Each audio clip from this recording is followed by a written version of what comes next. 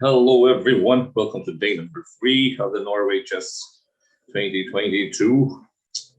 In this round, we'll feature Vishy Anand's win over Wang Hao in the Armageddon.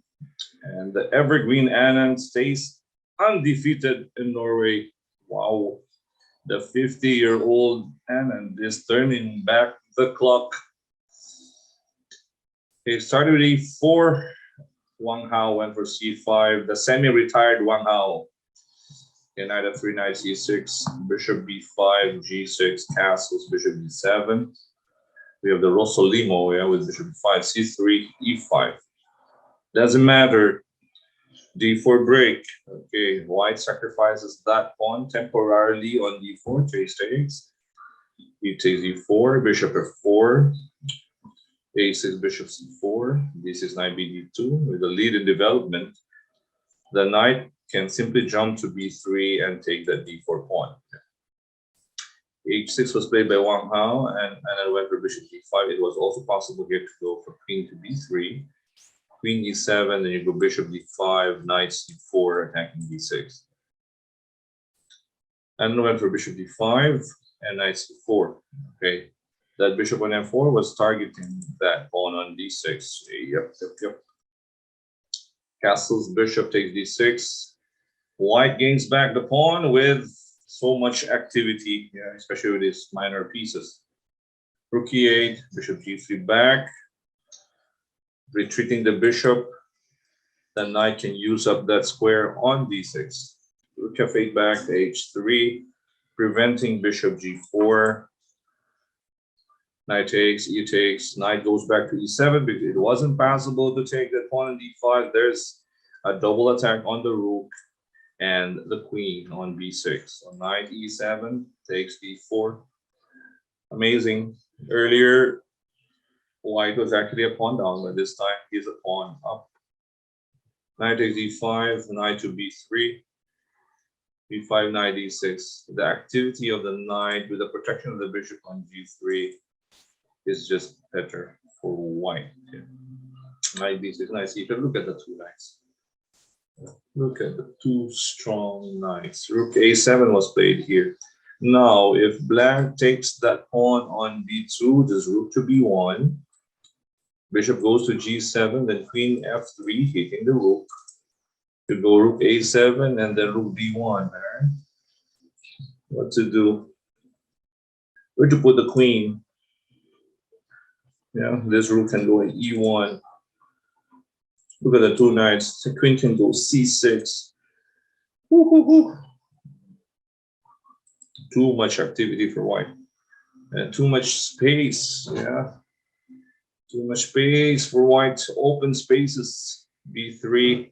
Sacrificing the exchange on a1 to control the important dark square. So black did not capture. Again, if you take on a1, the bishop can go e5. The knight can go e4. Your king is dead.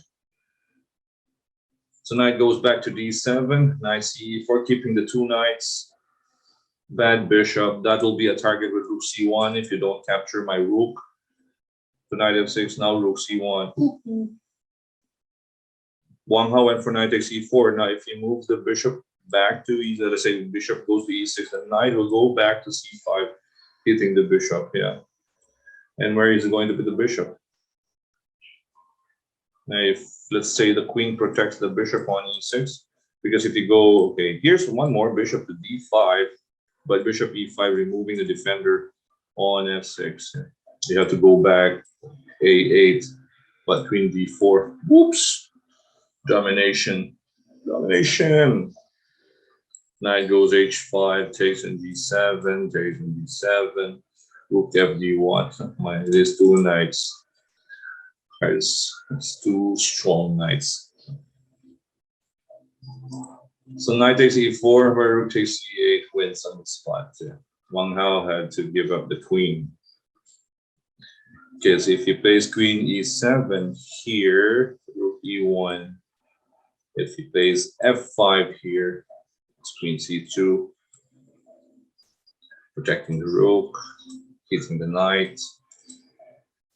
Just that, So takes. The rest is just a matter of Technique.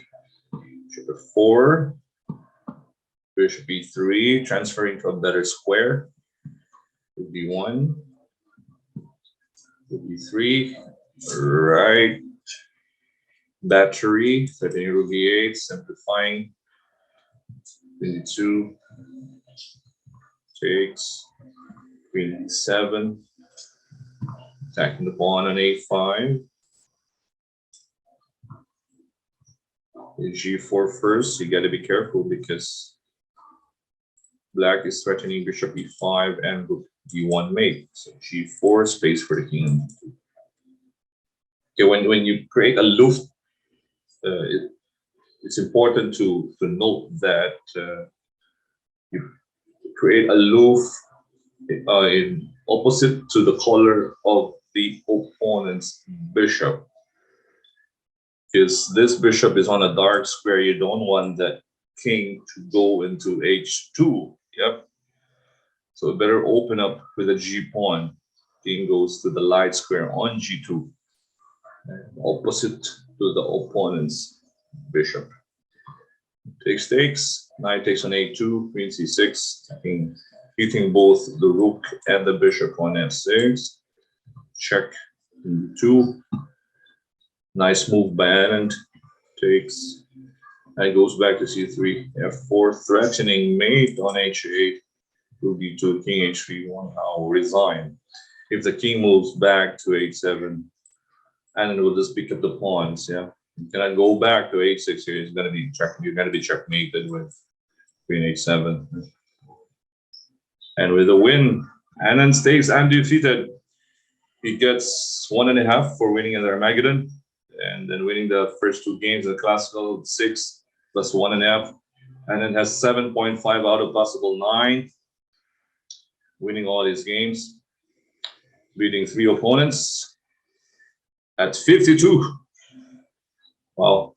Anand will be retiring on his own terms. He still has it. He's a 5-time world champion, by the way. All right.